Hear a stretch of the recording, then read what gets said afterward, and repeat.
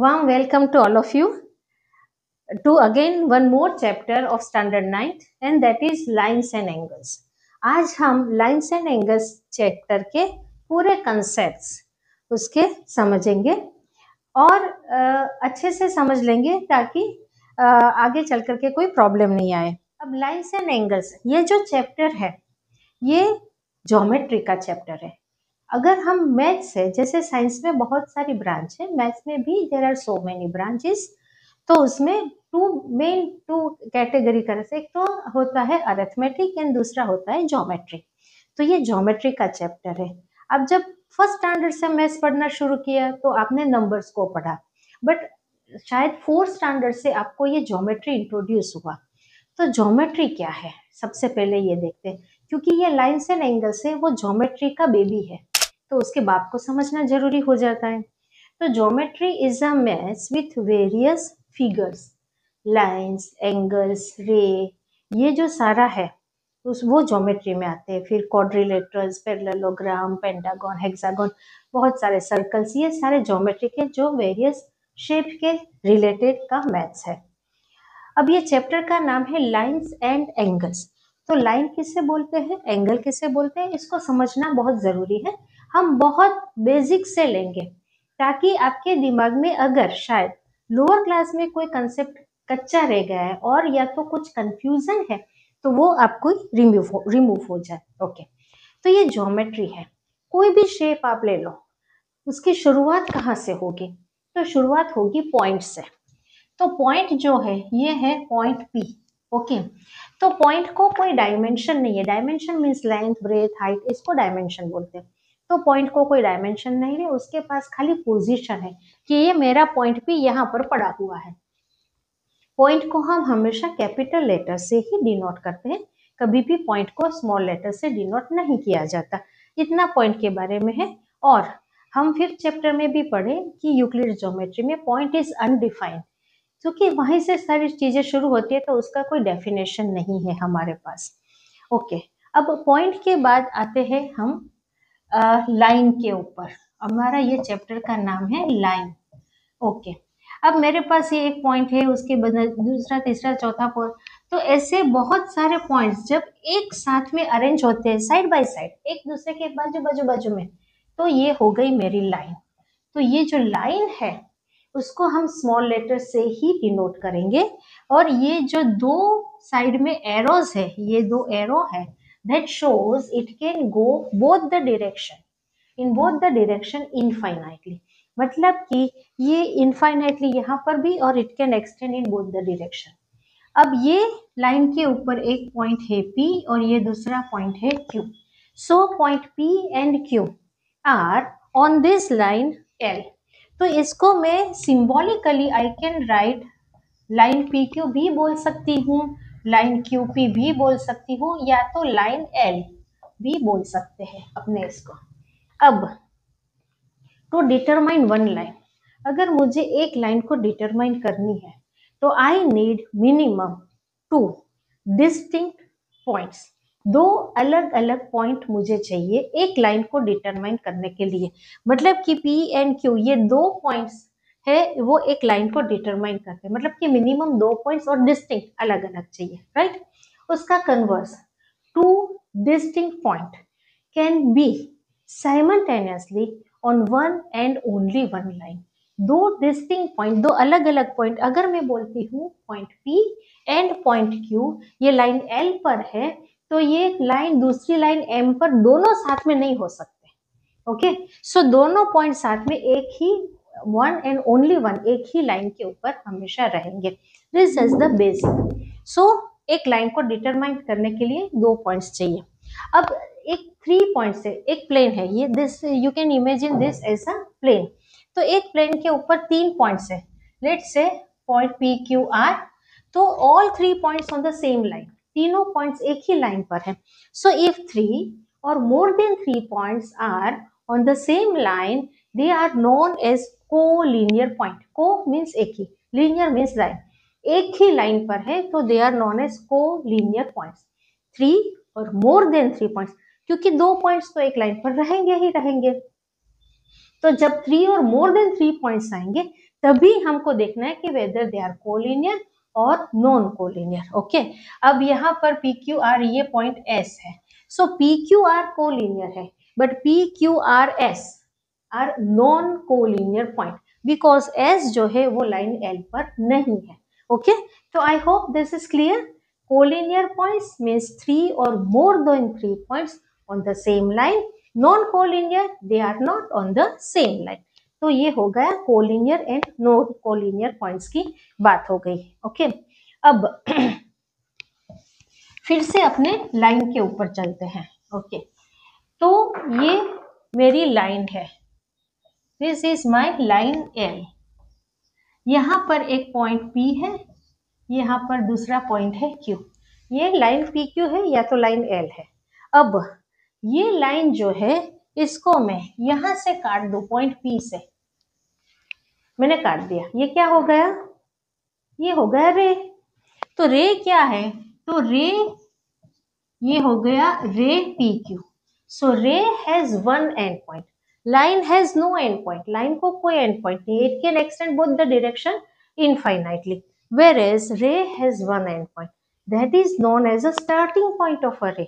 अब रे का अपने डे टू डे लाइफ में रे का एग्जांपल आप कहाँ लेंगे, तो रे ऑफ सन की रेज जो है वो सन इज अ उसका स्टार्टिंग पॉइंट है, वहां से निकल करके हमारी अर्थ तक आती है।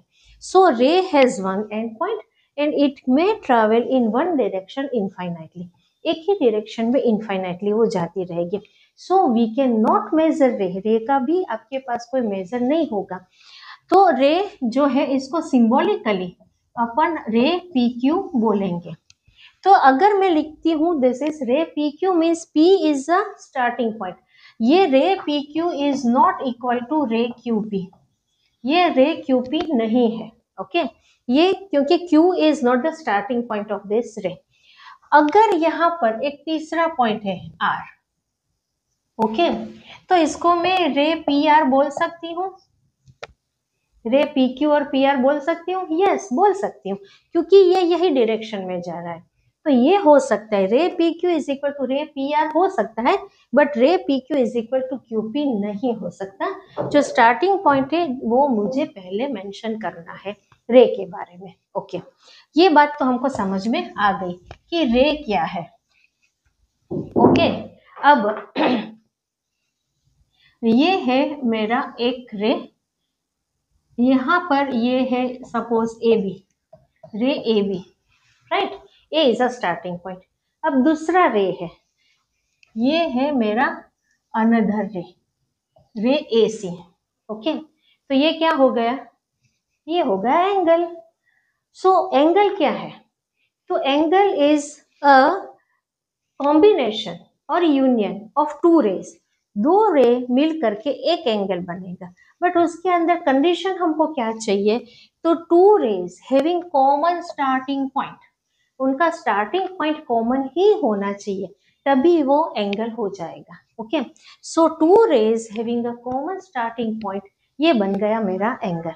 अभी अपने डे टू डे लाइफ में एंगल कहाँ पर करते हैं, तो हमारा बहुत अच्छा रिजल्ट आएगा, तो अपने क्या बोलेंगे, यस वी, तो ये हो गया एंगल, ये भी तो एक एंगल ही है ना।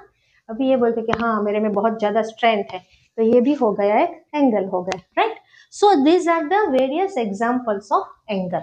तो angle is a combination or union of two rays having common starting point, common, इनका स्टार्टिंग पॉइंट कॉमन होना चाहिए, तो ये हो गया एंगल। अब एंगल के जो दो रे है, रे ए बी एंड रे ए सी, इनको क्या बोलेंगे अपन, आर्म्स ऑफ एन एंगल। क्या बोलेंगे, आर्म्स ऑफ एन एंगल। ये हमारे आर्म्स है ना, वैसे ये दोनों एंगल के आर्म्स है। ओके, और ए जो हो गया that is known as vertex of an angle, उसको अपन बोलेंगे वर्टेक्स ऑफ एन एंगल, ये वर्टेक्स हो गया, right. So this two rays are arms of an angle, ये वर्टेक्स। तो ये मेरा एंगल का मेजर हो गया। तो एंगल क्या है वो हमको समझ में आ गया, two rays having a common starting point, rays has two arms and one vertex. Okay, अब टाइप्स ऑफ एन एंगल, मेरे पास how many types of angles, कितने एंगल टाइप्स ऑफ एंगल बहुत लोअर क्लास में हम सीख गए हैं, हमको बहुत अच्छे से मालूम है, पर इसी चीज को अब एक बार अच्छे से अपन समझ लेते हैं। ओके, लेट्स से मेरे पास this are the two rays, ये दो रेज है। Okay, let us consider it like that. Okay, ये दो रेज है, एक रे के ऊपर दूसरा रे है, तो अगर मैं इसकी फिगर बनाऊंगी तो कैसे बनेगी? ये है मेरा रे ए बी सी, तो ray A B is equal to ray A सी, एक के ऊपर दूसरा रे है। ओके, तो ये हो गया मेरे अपने देखे तो एक दूसरे के ऊपर ये दो रेज है। ओके, अब एक अपनी जगह पर है और दूसरे ने घूमना शुरू किया, 10, 20, 30, 40, 50, 60, 70, 80, 90। ओके, तो ये हो गया मेरा राइट एंगल। ओके, तो ये ऐसे घुमा 10, 20, 30, 40, 50, 60, 70, 80, 90। तो जो 0 और 90 के बीच में जितने भी एंगल्स आए वो सबको अपन क्या बोलेंगे? Acute angle. ओके, अब मैं ये तो मैंने आपको ऐसे घुमा करके दिखाया, अब मैं इसको ऐसे ही रख करके दूं आपको, तो आपको समझ में आएगा ये कौन सा एंगल है? ये अक्यूट एंगल है। इसको मैं ऐसे रखूं तो भी अक्यूट रहेगा, ऐसे रखो तो भी अक्यूट रहेगा, ऐसे रखो, कैसे भी रखो। अक्यूट मीन्स दो रे के बीच में 90 से कम का एंगल है, ये 0, ये 90, ये यहाँ से शुरू हुआ तो यहाँ पर ऐसे 90 हो गया। ओके, ये ऐसे भी 90 हो सकता है, कैसे भी, right? So the angle whose measure is between 0 to 90, वो हो गया मेरा अक्यूट एंगल, और अक्यूट एंगल मुझे दिखेगा कुछ ऐसा, राइट? तो ये मेरा हो गया अक्यूट एंगल। अब ये ऐसे भी मैं ड्रॉ कर सकती हूँ, ये भी मेरा अक्यूट एंगल ही हो गया, और ये भी अक्यूट एंगल है, और हम जो V फॉर विक्ट्री करते हैं ये भी अक्यूट एंगल है। Okay, so acute angle that measures between 0 to 90 degree, 0 to 90 degree के बीच में जो भी एंगल है वो सब अक्यूट एंगल है। एग्जैक्ट 90 डिग्री है उसको अपन क्या बोलते हैं? राइट, ये सही एंगल है, that means the right angle. Okay, अब राइट एंगल जो है ये है एग्जैक्ट 90 डिग्री। अब डे टू डे लाइफ में कहां पर राइट एंगल देखे आपने? तो आप कोई भी बिल्डिंग है, यहाँ पर ये वॉल है और ये फ्लोर है, या तो ये सीलिंग है और ये वॉल है, ये हमेशा 90 डिग्री ही होने चाहिए। अगर 90 डिग्री नहीं है तो ये अच्छे से नहीं रहेंगे, इट में fall down. So 90 degree is very important, बहुत ज्यादा इंपॉर्टेंट है, इसीलिए ये जो राइट एंगल है वो हो जाएगा 90 डिग्री का। अब ये फिर से अपन दोनों रे को पकड़ लेते हैं, राइट? तो ये मेरे हो गए दो रे। ओके, अब ये हो गए मेरा राइट एंगल, ये हो गया राइट एंगल। ओके, अब ये इसने फिर से शुरू किया आगे, तो ये हो गया 110, 120, 30, 40, 50, 60, 70 एंड 180। तो ये हो गया मेरा स्ट्रेट एंगल।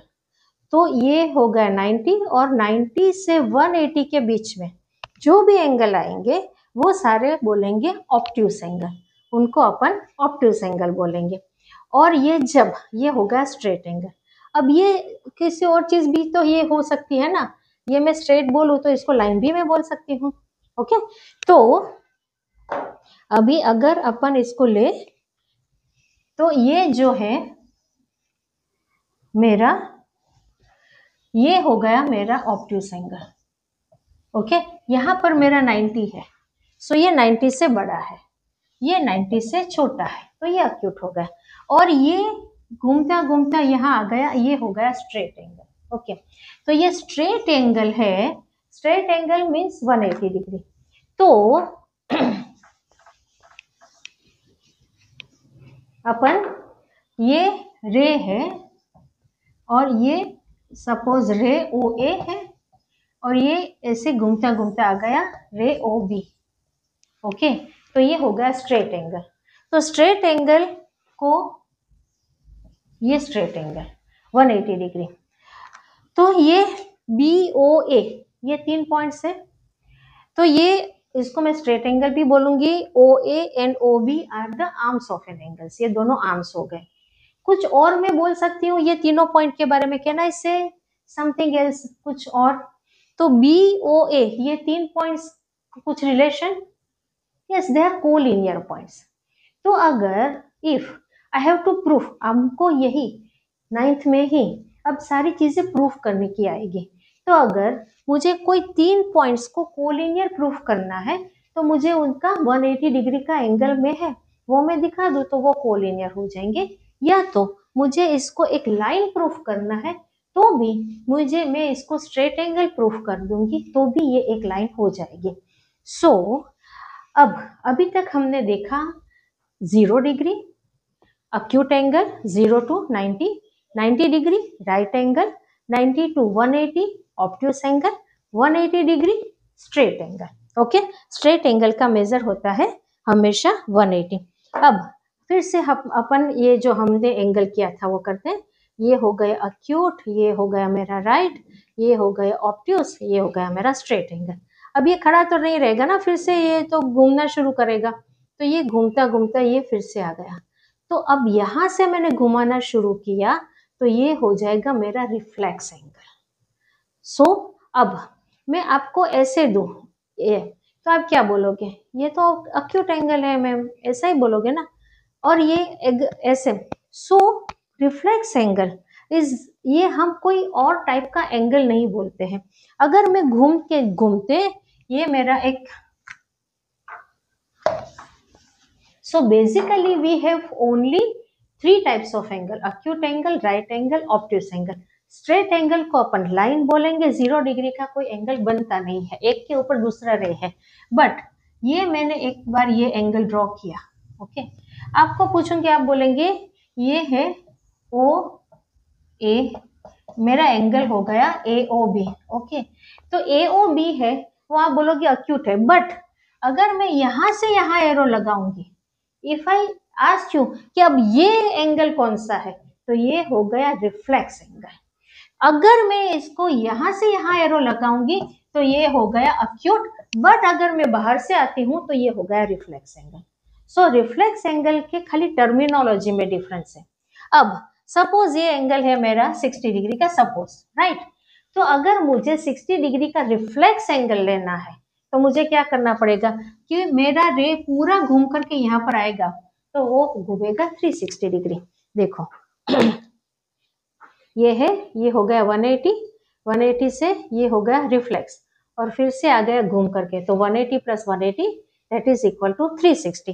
तो 360 को अपने कंप्लीट एंगल भी बोलेंगे। सो अगर ये पूरा रे घूम करके वापिस आ जाएगा अपनी जगह पर, वो 360 डिग्री घूमेगा। सो मुझे जब भी रिफ्लेक्स एंगल हमेशा it will be greater than 180।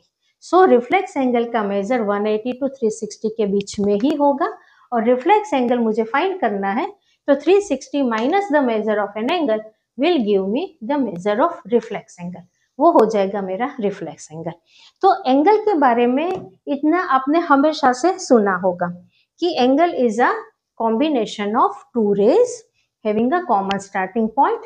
To rays जो है they are known as arms of an angle, और जो common starting point है that is known as vertex of an angle।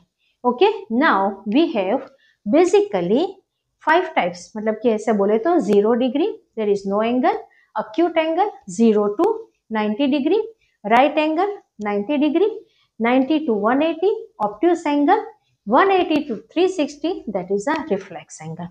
I hope this much is clear about your angle। Angle के बारे में इतनी चीज आपके दिमाग में क्लियर हो गई होगी, जो कि अपन 4th 5th स्टैंडर्ड में सीखे थे, तो आपको ये सारी चीजें आती ही होगी।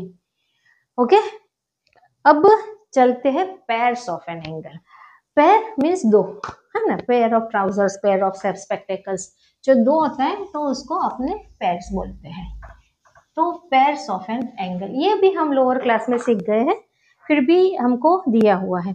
सबसे पहले अपने देखते हैं, ये मेरे पास लेट से एक एंगल है,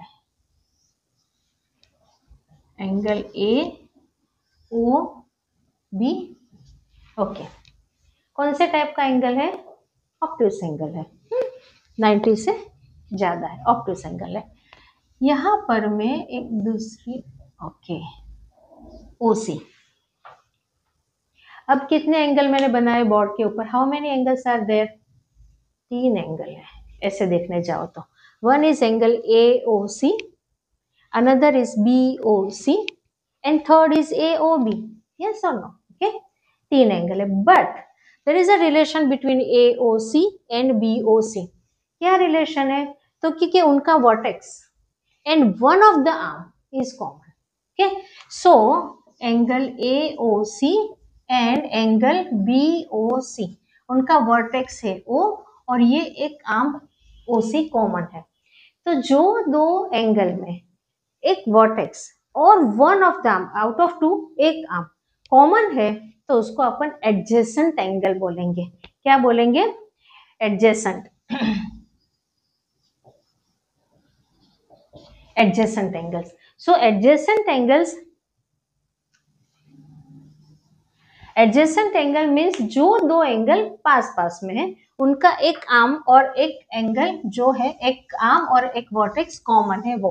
अब मैं यहाँ पर दूसरा एक एंगल ऐसा बना दूं, इसको मैं बोलती हूँ DE. ओके, तो ये एंगल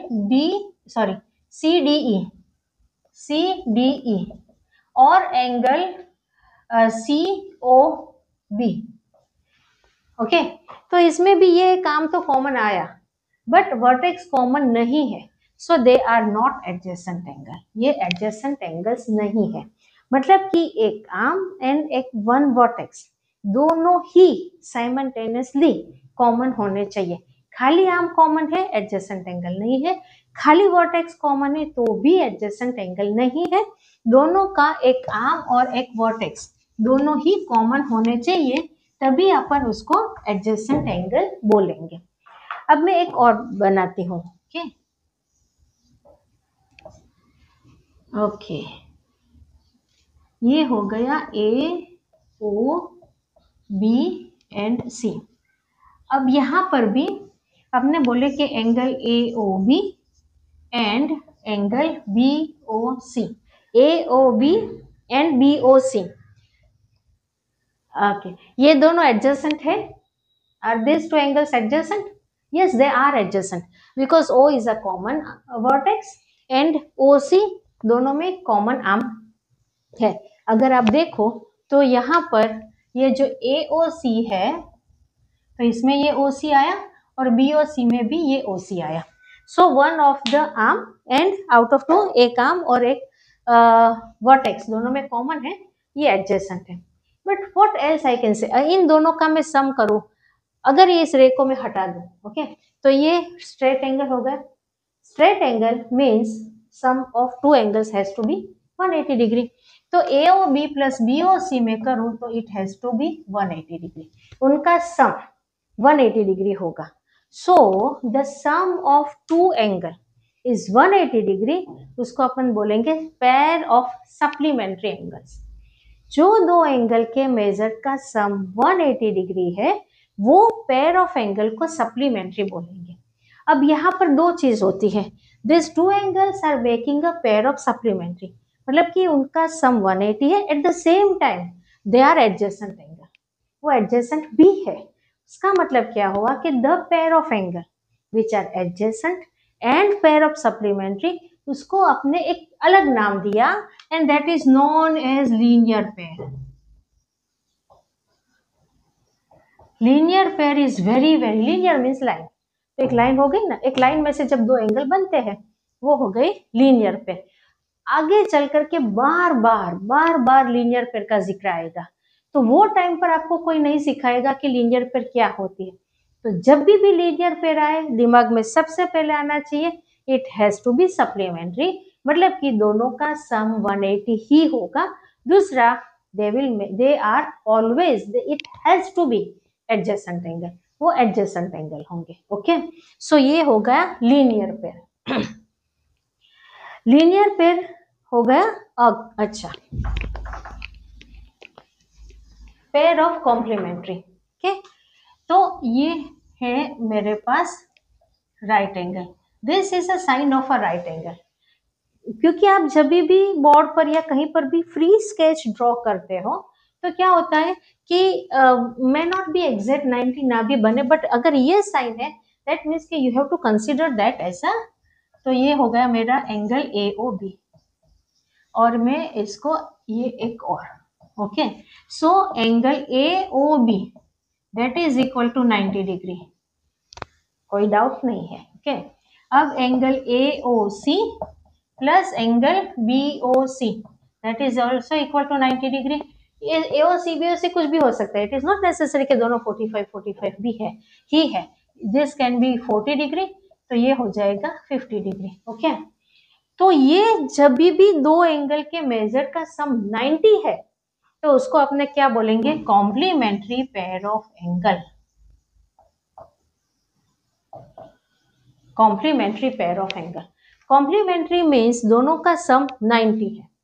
अब यहाँ पर दोनों एडजेसेंट भी है, दैट डज, अगर मैं बोलूं कि दो एंगल कॉम्प्लीमेंट्री पेयर बनाते हैं तो नॉट नेसेसरी वो एडजेसेंट है, हो भी सकते हैं नहीं भी हो सकते।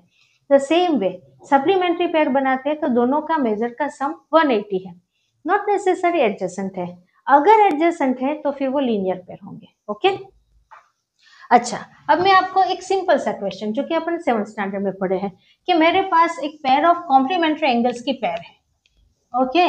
Out of two angles, one angle का मेजर है लेट्स से 40 डिग्री, तो दूसरे एंगल का क्या हो जाएगा 90 minus 40 that is equal to 50 degree.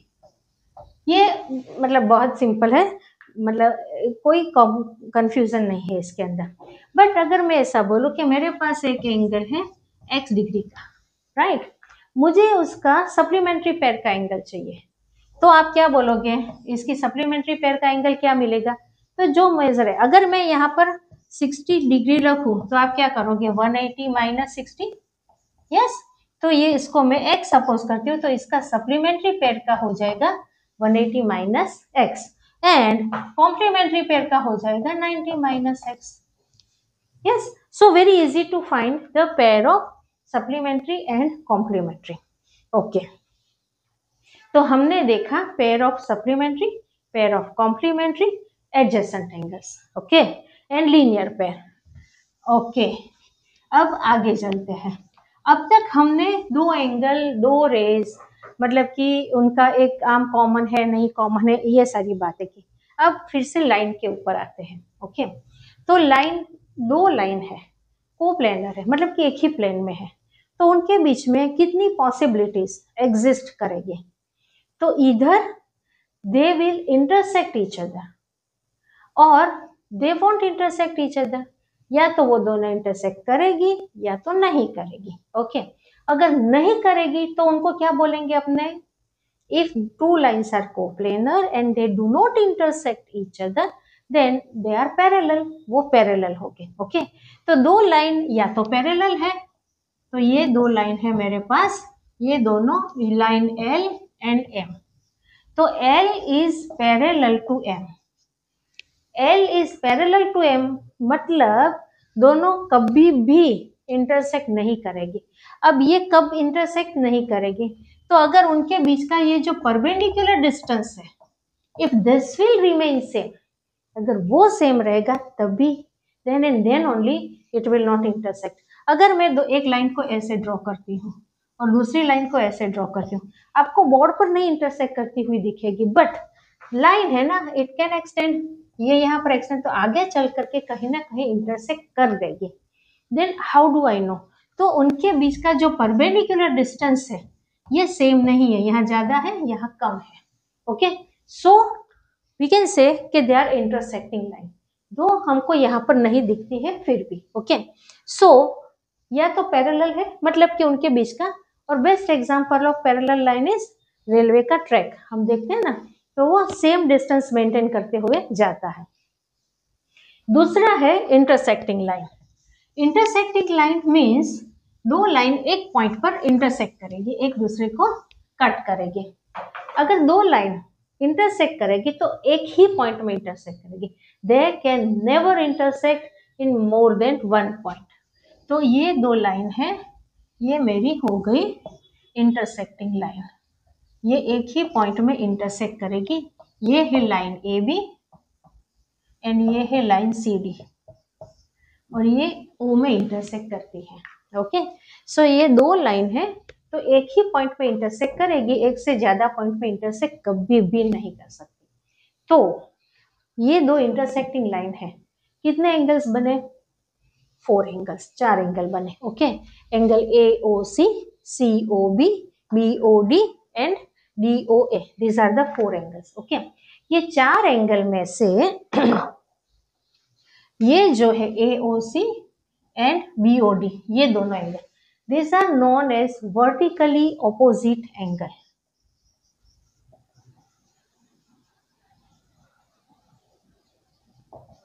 Vertically opposite angle, और ये एंगल और ये एंगल मतलब कि C O B and A O D, they are also vertically opposite angle. Okay, तो when two line intersect each other, then we'll have two pairs of vertically opposite angles.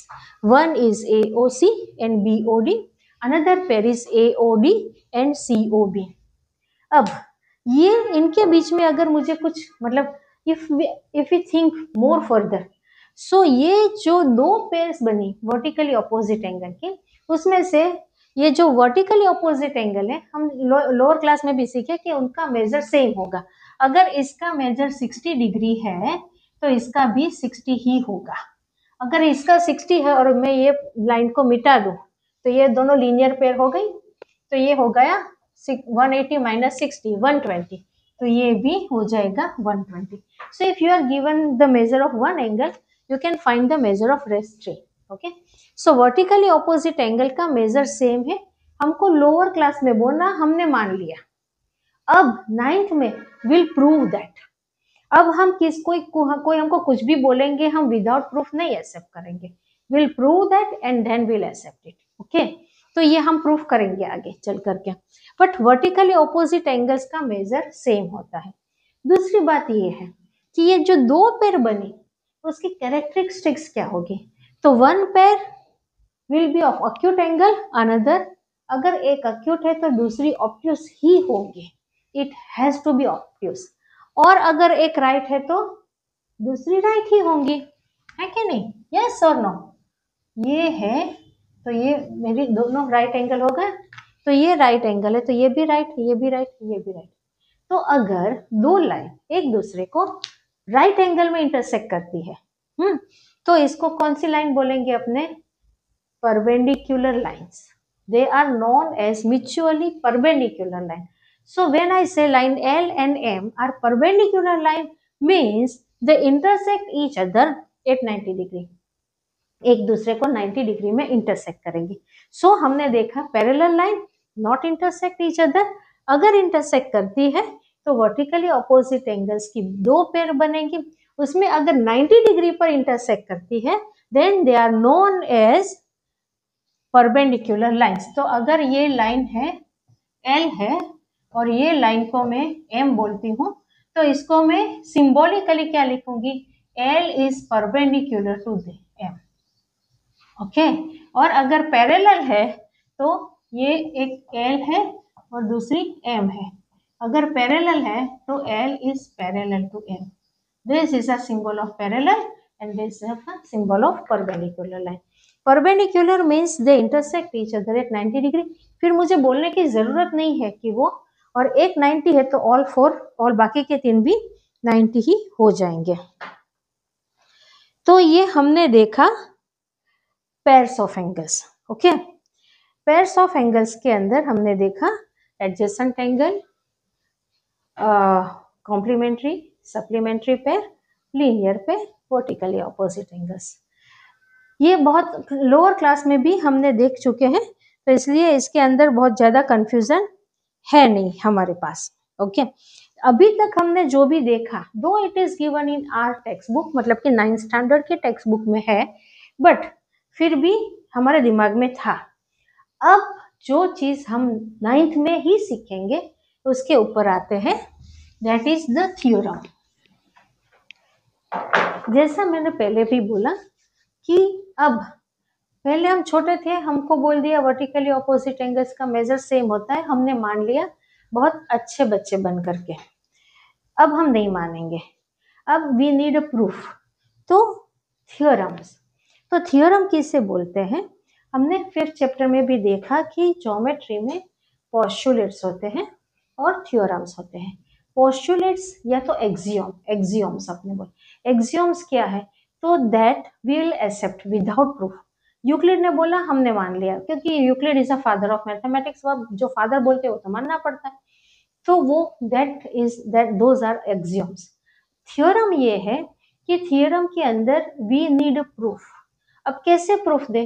तो मेरे पास जो भी मेरे पास मैथमेटिकल नॉलेज अब तक मैंने acquire किया है, वो नॉलेज का यूज करके फिर मैं उसको प्रूफ करूंगी, सारे लॉजिकल आर्ग्यूमेंट्स दे करके, एवे तेवे नहीं। मतलब कि we need to give them with the logical arguments. तो ये हो गया थियरम। अब मैथ्स जो है, whether you like it or you don't like it, till 10th standard आपको मैथ्स पढ़ना ही है। मतलब कि you don't have choice. Many of students, मैंने देखा है बहुत सारे बच्चे बोलते हैं मेरे को आगे चल के आर्ट्स में जाना है, मेरे को मैथ्स पढ़ करके करना क्या है, it is not going to be helpful to me anyway. But ऐसा नहीं है। मैथ्स इज अ सब्जेक्ट कि जिसमें आपका लॉजिक सबसे ज्यादा डेवलप होगा। अब you need to develop your logic. आप चलो आगे चल करके शाहरुख खान की जगह ले लो, वो बूढ़ा होगा चला जाएगा, यू बी एन एक्टर, बहुत अच्छे एक्टर आप बन जाओगे, but still your logic needs to improve. So इसीलिए मैथ्स पढ़ना बहुत जरूरी है टिल 10th स्टैंडर्ड, जब तक कि आप टीन एज में हो। अब ये जो आपका मैथ्स के अंदर लॉजिक सबसे ज्यादा किससे डेवलप होगा? तो जब आप ऐसे थ्योरम सॉल्व करोगे, क्योंकि उसके अंदर आपके पास जो नॉलेज है उसका आप कहाँ पर कैसे यूज करना है, that is most important. And that is why please pay very close attention, अच्छे से अटेंशन दे करके try to solve on your own. अपने से एक बार समझ करके करने की कोशिश करना, इससे भागना नहीं। इससे आपका बहुत अच्छा लॉजिक पावर डेवलप होगा, जितने आप ऐसे थ्योरम्स एंड राइडर्स सॉल्व करोगे इतने। तो ये हमारी लाइफ का सबसे पहला थ्योरम है। अभी तक हमने थ्योरम्स एक्सेप्ट कर लिए हैं, पाइथागोरस थ्योरम भी हमने ऐसे ही एक्सेप्ट कर लिया। अब हम उसको प्रूफ करते हैं। तो सबसे पहले theorem 6.1, if two lines intersect each other then vertically opposite angles are equal. Okay, तो ये मेरा थ्योरम है। तो सबसे पहले मुझे गिवन, अथवा तो अगर अपन बोलेंगे गिवन और डेटा, उसमें मुझे क्या दिया है? तो line L and M intersect at point O। Okay, ये मुझे गिवन है। टू प्रूफ, मुझे प्रूफ क्या करना है? तो यहां पर मैं उसकी फिगर बना लेती हूँ। This is line L and this is line M, the intersect at O, जो कि मैंने डेटा में लिखा है। ओके, ये लाइन के ऊपर अपन पॉइंट A भी ले लेते हैं, ये लाइन के ऊपर पॉइंट C D ले लेते हैं। मुझे प्रूफ क्या करना है कि vertically opposite angles are congruent, मतलब कि उनका मेजर सेम है। Okay, so vertically opposite angle कौन से हो गए? Angle AOC is equal to angle BOD। This is one of the pair. दूसरी पेयर है angle COB is equal to angle AOD। ये मुझे प्रूफ करना है, this I need to proof. Okay, तो ये मैंने टू प्रूफ लिख दिया। ये थ्योरम जो है नया नया है, इसलिए थोड़े ज्यादा मार्क्स में पूछ लेते हैं आपको, तो शायद 2 या 3 मार्क के पूछ लेते हैं। तो अगर आपने डेटा लिख लिया टू प्रूफ और ये फिगर बना ली, तो आपको 1 मार्क तो आधे देंगे, 1 मार्क एक दे देंगे। अब हम उसका मेन बॉडी के ऊपर आते हैं, जो कि है प्रूफ। ओके, अब प्रूफ के अंदर आपके पास जो है उसका यूज करके जहां पर जाना है वो डायरेक्शन में चलना शुरू करते हैं। ओके, हमको ये दिया है, तो इसके अंदर अगर मैं यहाँ पर इसको छुपा लूं, तो angle AOC plus BOC is equal to 180। Linear pair बनाते हैं ना। Okay, so angle AOC C plus angle BOC is equal to 180। AOC plus BOC कैसे 180? तो यहाँ पर ब्रैकेट में लिखना है they are linear pair. They are forming linear pair. ये बहुत जरूरी है, आप ऐसे ही लिख दोगे तो नहीं चलेगा। You need to write each and everything आप कहाँ से लाए हो। ओके, तो ये हो गया लीनियर पेयर। अब मैं इसको ये वाले रे को छुपा दूं तो हमको मिलेगा COB plus BOD is equal to 180, again linear pair. Okay, so angle COB या तो BOC ही लिखती हूं मैं ताकि we don't get confuse. DOB plus BOC is equal to 180, again linear pair, again linear pair. DOB plus BOC इसको मैंने दबा दिया तो लीनियर पेयर हो गई। अब ये देखो, this is equal to 180, this is also equal to 180। अगर मेरे पास ये मैं बोलती हूँ कि ये पेन और ये पेन बिल्कुल सेम है, ओके, और तीसरी पेन भी इसके सेम है, तो ये और ये सेम हो जाएगी, मतलब equal to equal will remain equal, वो भी हम यूक्लिड में पढ़े हैं।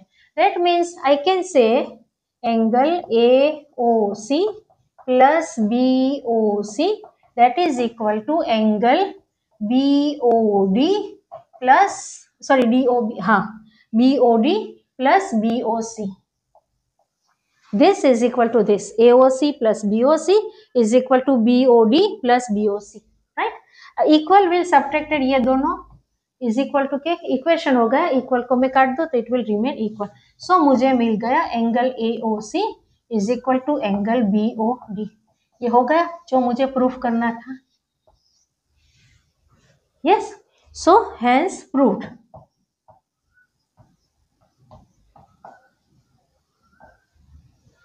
तो ये मैंने प्रूफ कर दिया कि वर्टिकली ऑपोजिट एंगल जो है वो सेम है। ये वाला जो है similarly I can prove that. Again दूसरी बार आपको सेम स्टेप्स लिखने की जरूरत नहीं है, but you need to write one statement. We can prove the same way angle COB is equal to angle AOD. So this is the theorem. ये इसको theorem बोलते हैं। एक थ्योरम सेक्शन डी के अंदर आपको पक्का आता है 3 या 4 मार्क्स से, ये बहुत छोटा वाला है तो कम मार्क्स में अभी आ सकता है। सो ये हमने थ्योरम, बहुत सिंपल है थ्योरम को प्रूफ करना। आई होप आपको समझ में आ गया होगा। ओके, जाया गया अपने। Okay, good. ये जो लाइन्स एंड एंगल्स का चैप्टर है, ये चैप्टर के अंदर हमको ऐसे थ्योरम सम्स आएंगे, वो कम आएंगे, ये ही सब प्रूफ करना ज्यादा आएगा। सो विल पुट मैक्सिमम, उसकी मैक्सिमम प्रैक्टिस अपने करेंगे। बट फिर भी जहाँ जहाँ पर भी सम्स है वो भी अपने देखते जाते हैं, तो हम सारे एग्जाम्पल्स उसके डिस्कस करते हैं। ओके, तो सबसे पहले एग्जाम्पल 1 है, उसमें हमको दिया है PQ and RS intersect each other eight point O। Okay, ये दोनों लाइन है, this is PQ and this is RS intersect at O। ये जो कंडीशन दी है उसके ऊपर से पहले फिगर बना ही देने की, स्केच हो जाएगा आपके सामने तो बहुत आसान रहेगा आपके। Okay, if angle POR is in the, ये क्या है, ratio, this is a sign of a ratio ROQ, that is equal to 5:7. Okay, POR and ROQ 5:7। ये रेशियो पता है ना, you know ratio, what is ratio? When we compare to quantity we get the ratio। अगर मैं ऐसा लिखूं कि 5:7 तो ये हो गया 5/7। ये भी हो सकता है 5 2 10, 7 2 14, 5 3 15, 7 3 21, ये सभी सेम ही है ना। तो यहाँ पर मैंने क्या किया, तो 5 × 2, यहाँ 7 × 2, यहाँ हो गया 5 × 3, यहाँ 7 × 3। तो न्यूमरेटर और डिनोमिनेटर दोनों को एक ही नंबर से मल्टीप्लाई किया, it remains same ratio. Okay, ये नंबर को मैं x सपोज करती हूँ, बिकॉज रेशियो हम हमेशा उसके लोएस्ट फॉर्म में ही रिप्रेजेंट करते हैं। ओके, तो ये जो है मैं उसको, इट कैन बी 50/70 भी हो सकते हैं। तो ये 5 × 10 और ये हो गया 7 × 10। ओके, तो ये एक नंबर x है जिसको अपन सपोज करते हैं।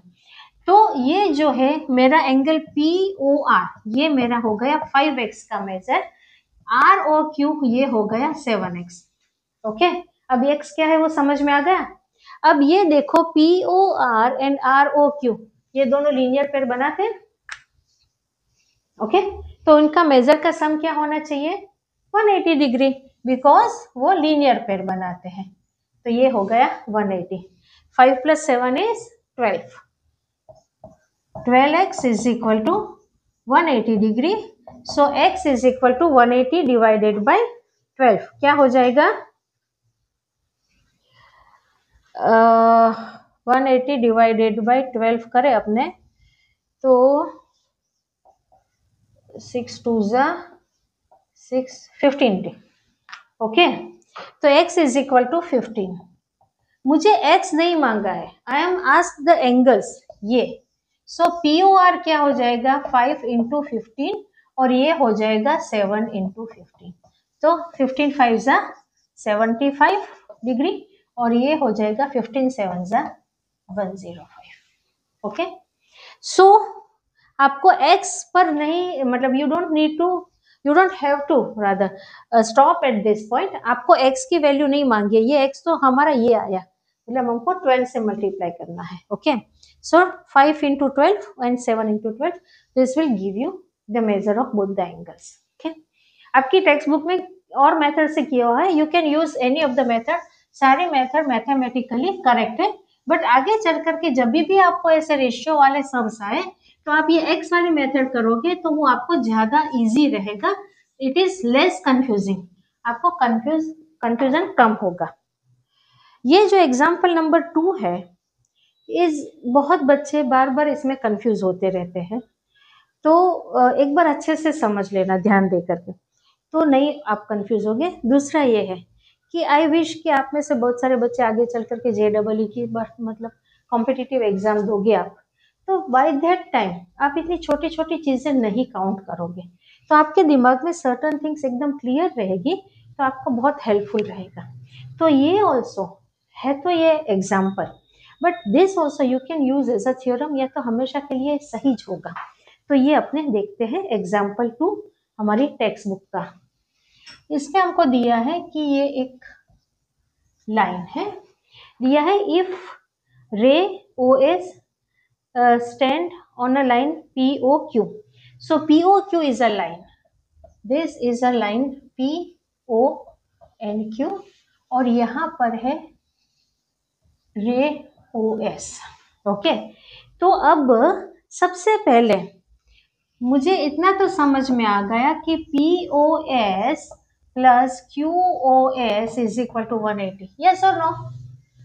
ये दोनों लीनियर पेयर बनाते हैं, POS एंड QOS 180 डिग्री। अब आगे दूसरा ये क्या बता रहे हैं हमको, OR एंड OT। OR यहां पर मैं ड्रॉ करती हूं, this is OR। OR is an angle bisector. Angle bisector का मतलब क्या होगा कि एंगल को 2 इक्वल पार्ट्स में डिवाइड कर देता है। ओके, तो उसका मतलब हो गया कि angle POR is equal to angle SOR। इन दोनों का मेजर सेम होगा, तभी उसको एंगल बाइसेक्टर बोलेंगे, वरना नहीं बोलेंगे। ओके, और यहाँ पर दूसरा ये है, this is also an angle bisector, ये भी एंगल बाइसेक्टर है। तो उसका मतलब क्या हो गया कि angle QOT is equal to angle SOT, मतलब कि ये और ये इनका मेजर भी सेम होगा। ये हमको डेटा में दिया हुआ है, this is given in data, ये हो गया मेरा डेटा और गिवन यू कैन से। अब मुझे प्रूफ क्या करना है, what I need to proof, वो देख लेते हैं। मुझे प्रूफ करना है कि POS is equal to X, then ROT. I need to find ROT. To find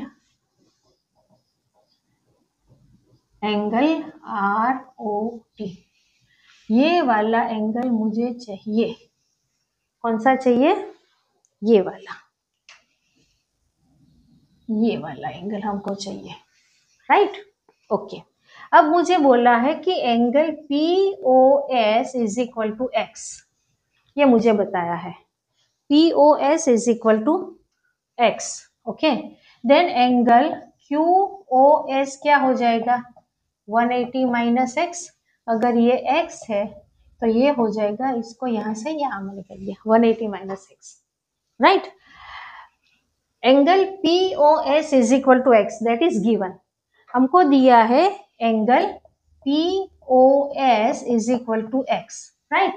now angle POR is equal to angle SOR, क्योंकि वो एंगल बाइसेक्टर है, that is equal to half the angle POS because they are angle bisector, तो that is equal to x/2, ये x/2 हो जाएगा, okay. The same way angle QOS that is equal to 180 minus X, okay. अब angle QOT is equal to angle SOT, QOT plus SOT that is equal to half the angle QOS। ये angle bisector है तो angle QOS से half हो जाएंगे, that is why this angle हो जाएगा 180 minus x/2 और ये भी हो जाएगा 180 minus x/2। I hope now this is clear, yes, okay. तो अब मेरे पास है, अब मुझे कौन सा एंगल चाहिए? तो angle ROT, I want angle ROT। तो एंगल ROT क्या हो गया? ROS that is x/2 plus POS that is equal to 180 minus x/2। अब उनको मुझे सब ऐड करना है, तो क्या करूं मैं? 2 तो मेरा एलसीएम ऑलरेडी है ही, कोई प्रॉब्लम नहीं है। तो x plus 180 minus x/2, right? तो ये x कैंसल हो गया, 180/2 that is equal to 90 degree, okay. So you may ask this way also कि फाइंड एंगल ROT, उसका मेजर फाइंड करो। तो आप कंफ्यूज हो जाओगे कि अरे हमको कोई किसी भी एंगल का मेजर नहीं दिया है, हाउ कैन वी फाइंड? एकदम से तो कैसे फाइंड कर सकते हैं? But yes, you can always find. तो जब भी हमको दिया है कि we have a linear pair and this are the angle between angle bisector of two adjacent linear pair angle is always a right angle, वो हमेशा राइट एंगल ही बनेगा कहीं पर भी हो। लीनियर पेयर के दो जो एंगल है उसका एंगल बाइसेक्टर के बीच में हमेशा राइट एंगल बनेगा, ये चीज हमारे दिमाग में बिठा करके रखनी है। And that we can proof like this, वो हम ऐसे प्रूफ कर सकते हैं, ओके।